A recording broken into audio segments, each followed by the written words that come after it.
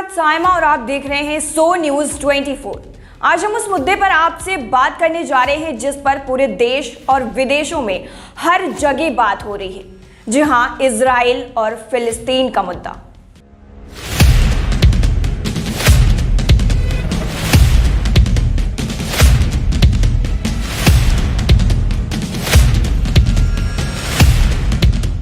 फिलिस्तीन और इजराइल के मौजूदा हालात लगातार बिगड़ते ही जा रहे हैं, जिसका खामियाजा वहां के नागरिकों को भुगतना पड़ रहा है। वहीं दूसरी तरफ सभी देशों के नेताओं ने दोनों देशों से शांति की अपील की है, लेकिन इजराइल अपनी जिद पर अड़ा हुआ है और किसी की भी सुनने को तैयार नहीं है। इन सभी हालातों के बीच अब अमेरिका भी इन दोनों देशों के संघर्षों के बीच में आ गया है। अब ऐसे हालातों में अमेरिका ने एक बड़ा फैसला किया है। आपको बता दें कि अमेरिका के बाइडेन प्रशासन ने इजराइल को 73.5 करोड़ डॉलर यानी करीब 5.4 हजार करोड़ डॉलर की हथियार बेचने को मंजूरी दे दी है। बाइडेन के इस फैसले को लेकर डेमोक्रेट सांसदों ने सवाल भी खड़े कर दिए हैं। हालांकि पहले कहा जा रहा था कि इजराइल और फिलिस्तीन के बीच जारी हिंसा के बावजूद सांसदों की तरफ से इन समझौते पर आपत्ति किए जाने की कोई भी संभावना नहीं। रक्षा सौदों पर आपत्ति जताने वाले ये वो सांसद हैं जिन्होंने इजराइल का समर्थन करने वालों को लेकर अमेरिकी नेतृत्व पर भी बेहिचक सवाल उठाए थे। बाइडेन प्रशासन इजराइल का लगातार बचाव कर रहा है। अमेरिका ने रविवार को संयुक्त राष्ट्र सुरक्षा परिषद में इजराइल फिलिस्तीन के संघर्ष पर तीसरी बार बयान जारी होने से रोक दिया है।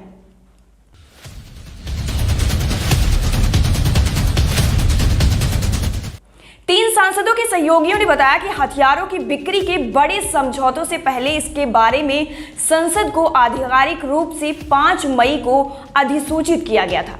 वॉशिंगटन पोस्ट की रिपोर्ट के मुताबिक बिक्री की योजना के बारे में संसद को अप्रैल में ही सूचित कर दिया गया था, लेकिन अब तक कुछ सांसदों ने इस रक्षा सौदों पर सवाल खड़े करने शुरू कर दिए हैं। इसके साथ ही आपको यह भी बताते चले कि अमेरिकी कानून के मुताबिक औपचारिक अधिसूचना के बाद कैपिटल हिल यानी अमेरिकी संसद को बिक्री पर आपत्ति जताने के लिए 15 दिन का समय मिलता है। दरअसल इस बिक्री पर आपत्ति की संभावना इसलिए नहीं जताई जा रही थी क्योंकि अमेरिका में डेमोक्रेटिक और रिपब्लिकन दोनों ही पार्टियां इजराइल का समर्थन कर रही हैं। बहरहाल फिलिस्तीन की चरमपंथी संगठन हमास के रॉकेट हमले और इजराइल की जवाबी कार्रवाई में 200 से ज्यादा लोग अपनी जान गंवा चुके हैं। बाइडेन प्रशासन ने शुरू में तत्काल संघर्ष विराम का आह्वान करने से परहेज किया और कहा कि इजराइल को हमास के खिलाफ खुद का बचाव करने का पूरा अधिकार है।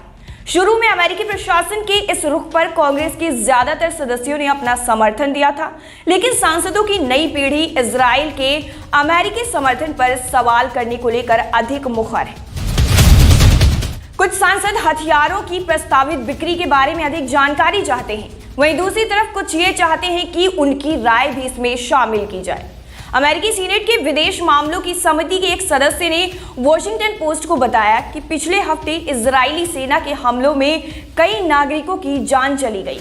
इजरायली सेना ने गाजा में अमेरिकी मीडिया संस्थान एसोसिएटेड प्रेस की इमारत को भी ध्वस्त कर दिया। इसके साथ ही डेमोक्रेटिक सांसद ने कहा कि सीज फायर का दबाव डाले बिना हथियार बेचने से इजराइल सिर्फ नरसंहार को ही अंजाम देगा।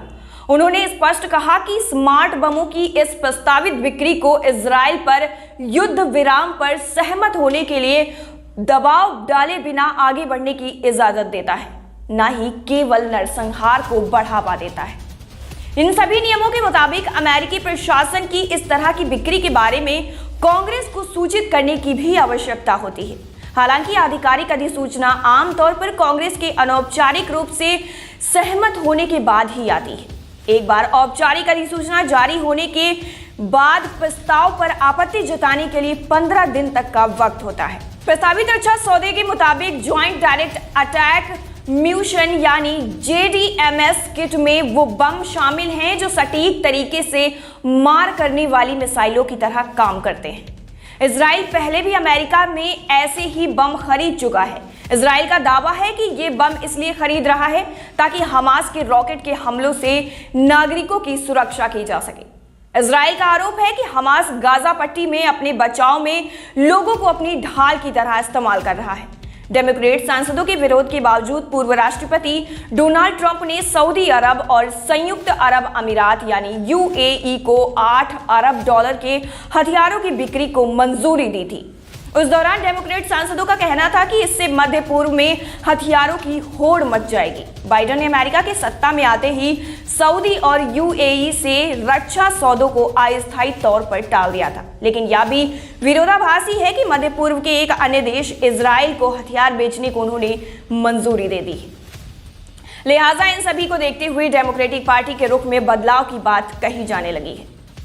विदेश मामलों की समिति के एक प्रवक्ता ने पुष्टि की कि कांग्रेस को 5 मई को इस सौदे के बारे में सूचित किया गया था, जिसमें इजराइल को बोइंग हथियार मुहैया कराया जाएगा, लेकिन कुछ सांसद 14 मई को इस डील के बारे में जान पाए और हैरान रह गए। डेमोक्रेटिक पार्टी के एक सदस्य ने बताया, हम सौभाग्यशाली हैं कि हमें हथियारों की बिक्री के बारे में पता चल गया।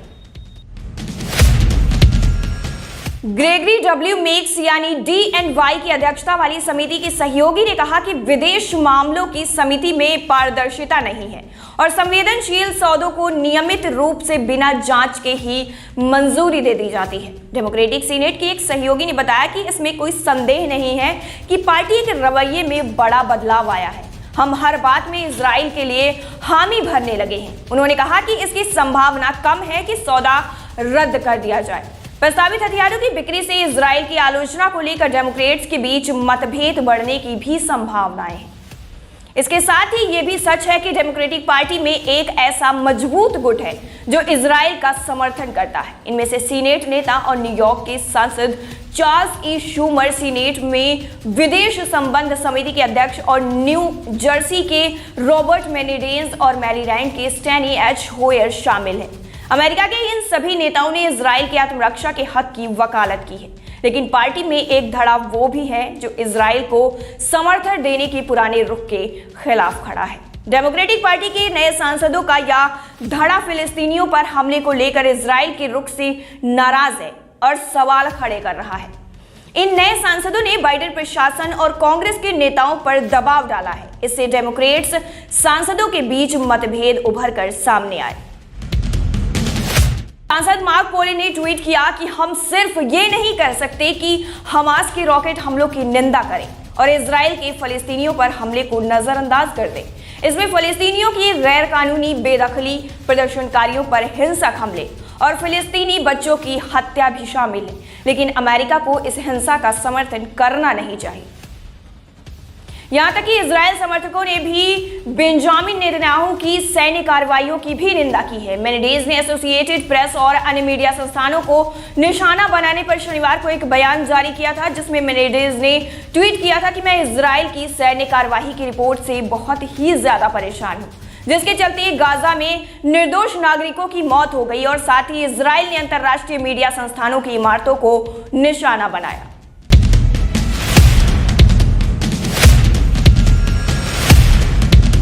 फिलहाल अभी के लिए इतना ही। ऐसी ही देश दुनिया की बड़ी खबरें हम आप तक पहुंचाते रहेंगे। मेरे साथ देखते ही रहिए सो न्यूज़ 24। ऐसी ही तमाम बड़ी खबरों को देखने के लिए हमारे चैनल को लाइक करें, शेयर करें, सब्सक्राइब करें और बेल आइकन दबाना न भूलें।